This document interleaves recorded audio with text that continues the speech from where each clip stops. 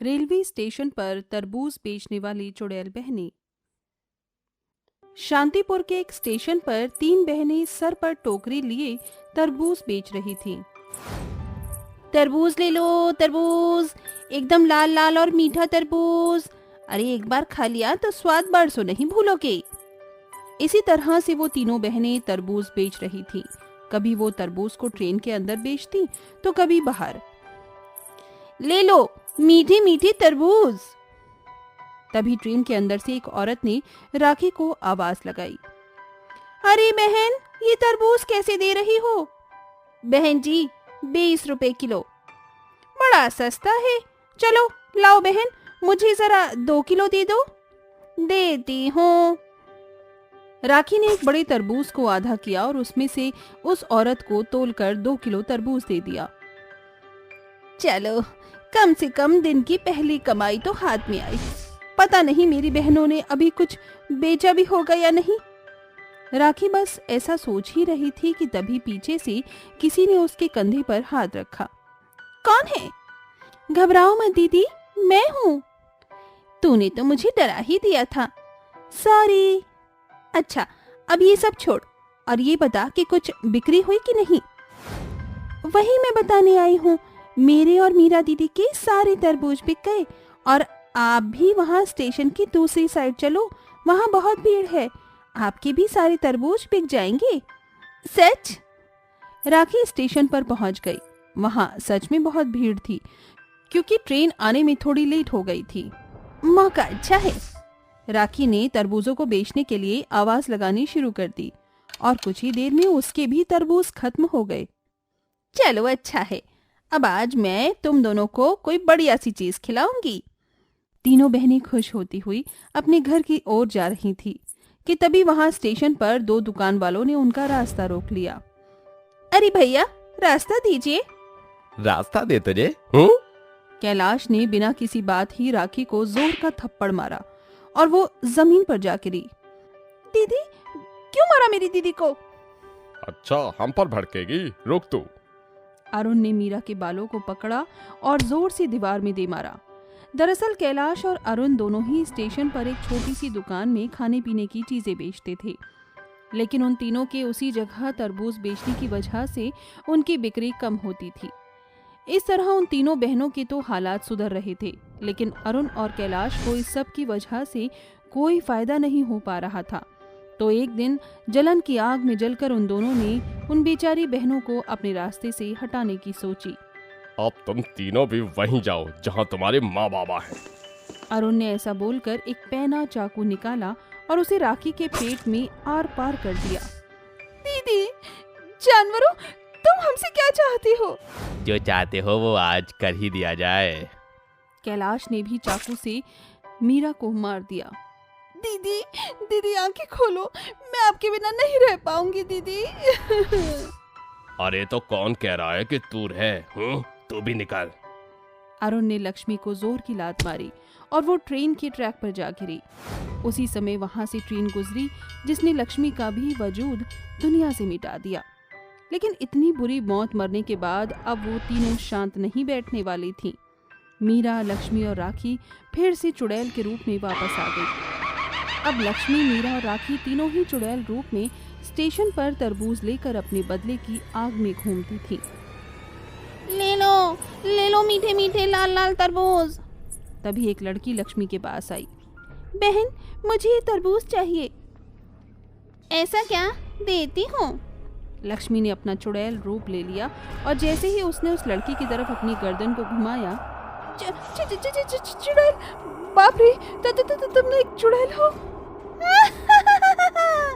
अब तुझे मुझसे कोई भी नहीं बचा सकता है।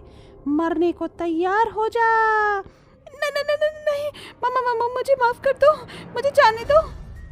तू जाएगी, लेकिन वहाँ जहाँ मैं तुझे भेजूंगी। ये ले। लक्ष्मी उस लड़की के ऊपर झपट गई और उसे वहीं मार डाला। अब सभी इसी तरह बेरहमी से मारे जाएंगे। इसी तरह से रोज मौत का सिलसिला जारी था। वो तीनों बदले की आग में जल रही चुड़ैलें बेगुनाह लोगों की भी जान लेने पर तुली हुई थी। ऐसे ही एक दिन एक लड़का मीरा से तरबूज लेने आया। मुझे भी एक छोटा सा तरबूज दे दो। अभी देती हूँ। मीरा ने अपने पैने दांतों से उस लड़के को भी मार डाला। उस लड़के की चीख सुनकर वहां पर उसका चाचा भागता हुआ आया, लेकिन वो आदमी कोई और नहीं बल्कि अरुण था। बेटा बेटा तुझे क्या हो गया? ये किसने किया? अरुण को देखते ही लक्ष्मी का खून खौल गया और वो बिना कुछ बोले ही उस पर झपट गई। अरे अरे तुम कौन हो? बचाओ बचाओ! अरुण के चीखने चिल्लाने की आवाज सुनकर कैलाश भी वहां भागा चला आया। अरुण मेरे भाई, क्या बात है? कैलाश ने वहां जाकर देखा तो वो हैरान हो गया, क्योंकि लक्ष्मी ने अरुण को हवा में उठा रखा था। कौन है तू? छोड़ दे मेरे भाई को। कैलाश जैसे ही अरुण को बचाने के लिए भागा तो वहीं उसे पीछे से मीरा ने अपने बालों में जकड़ लिया। कौन है यार? छोड़ो मुझे। वो तीनों चुड़ैलें उन्हें पीछे से जकड़े हुए आगे आ गईं। उन्हें देखकर वो दोनों बहुत डर गए।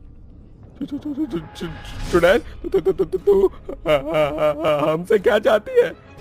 अरे कोई बचाओ मुझे इस चुड़ैल से, कोई तो मदद करो। चिल्ला, ऐसे ही चीख, क्योंकि अब तेरी मौत आ चुकी है। याद नहीं तुम दोनों ने कैसे हम तीनों बहनों को मौत के घाट उतारा था? अरे हम तो बस अपना काम कर रहे थे, लेकिन तुमने बिना वजह ही हमसे हमारी जिंदगी छीन ली। लेकिन अब हम तुम्हें नहीं छोड़ेंगे। अब तुम अपनी उल्टी गिनती गिनना शुरू कर दो। लक्ष्मी ने ऐसा बोलकर अपने कातिल अरुण को बिल्कुल इसी तरह मारा जैसे उसने उसकी सांसें छीनी थी। उसने अरुण को ट्रेन की पटरी पर फेंक दिया। नहीं मुझे माफ कर दो, जाने दो मुझे। अरुण अपनी जान की भीख मांग रहा था, लेकिन लक्ष्मी ने उस पर जरा सा भी रहम नहीं किया। उसने अपनी जुल्फों से उसे कस के जकड़ लिया और ट्रेन उसका कीमा बनाती हुई निकल गई। अरुण का ऐसा हश्र होता देख कैलाश बहुत डर गया। तुझे भी आ रही है ना अपनी मौत की खुशबू, लेकिन अब तू भी इसका मजा ले। नहीं मुझे जाने दो। कैलाश ने उसकी जान की बहुत भीख मांगी, लेकिन राखी और मीरा ने अपने पैने नाखून और दांतों से उसे बेरहमी से मार डाला और अब उनका बदला पूरा हो चुका था। दीदी, अब हम अपने कातिलों को मार चुके हैं। अब हमारा काम खत्म हो गया है, तो चलो अब हम भी वहाँ चलते हैं जहाँ हमारी जगह है। तीनों बहनें अपने कातिलों से अपनी मौत का बदला लेकर मुक्त हो गईं।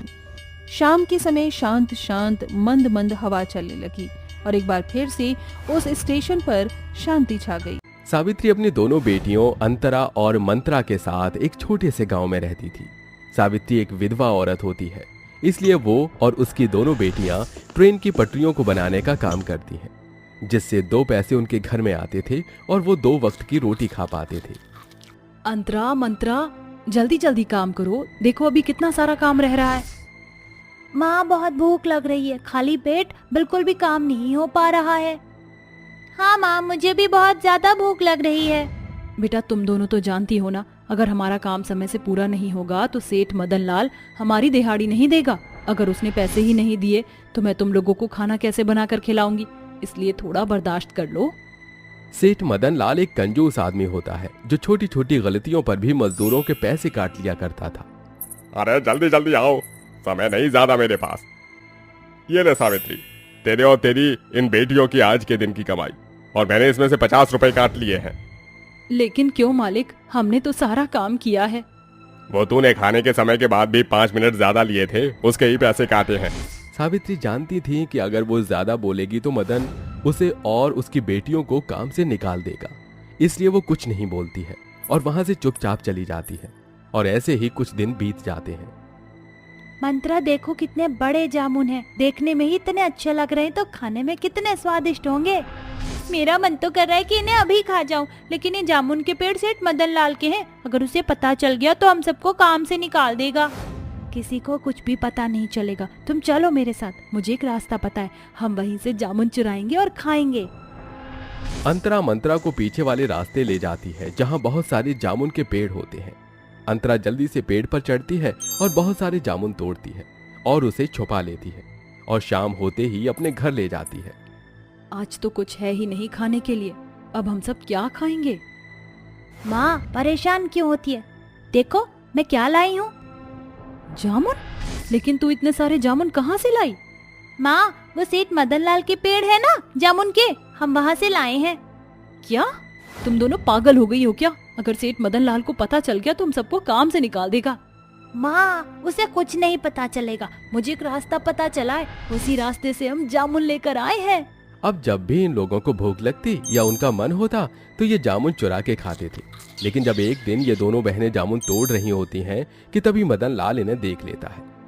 अच्छा, तो तुम थी वो चोर जो रोज मेरे जामुन चुराती थी। अब तुम लोग यहाँ काम नहीं कर सकते हो। सेठ मदन लाल सावित्री और उसकी दोनों बेटियों को काम से निकाल देता है। सेठ जी हमें माफ कर दीजिए, अब दोबारा मेरी बेटियां ऐसी गलती नहीं करेंगी। मैं तुम पर भरोसा नहीं कर सकता। जब तुम जामुन चुरा सकते हो तो मैं तो तुमसे रेल की पटरियां बनवाता हूँ। तुम तो इन सामान को भी चुरा सकते हो।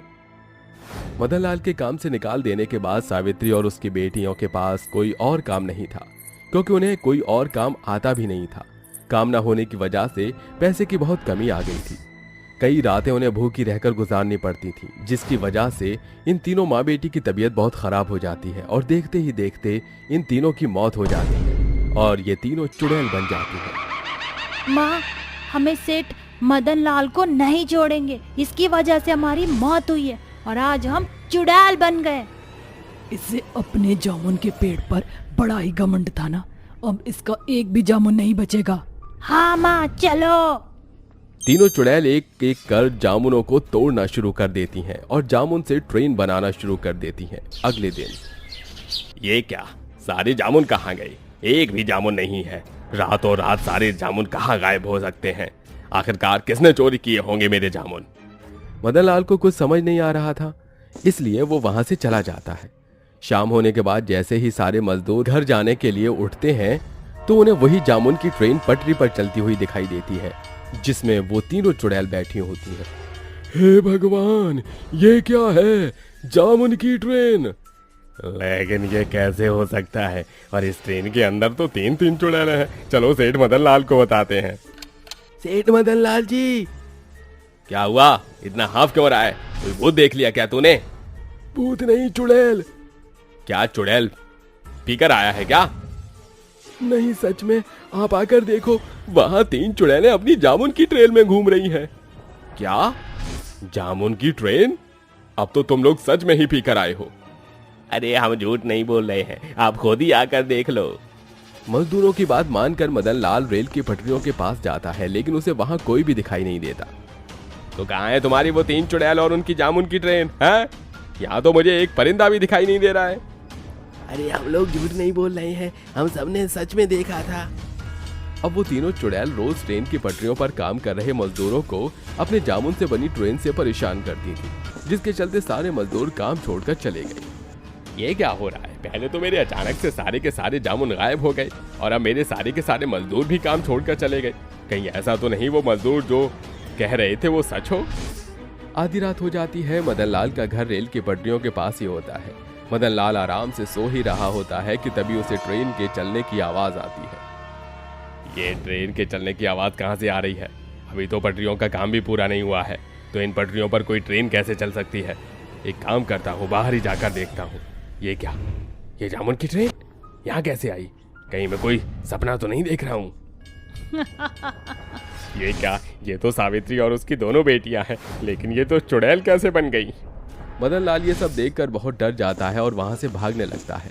वो तीनों चुड़ैलें अपनी जामुन की ट्रेन से मदन लाल का पीछा करती। अरे बचाओ, मुझे बचाओ! कहाँ तक भागेगा तू?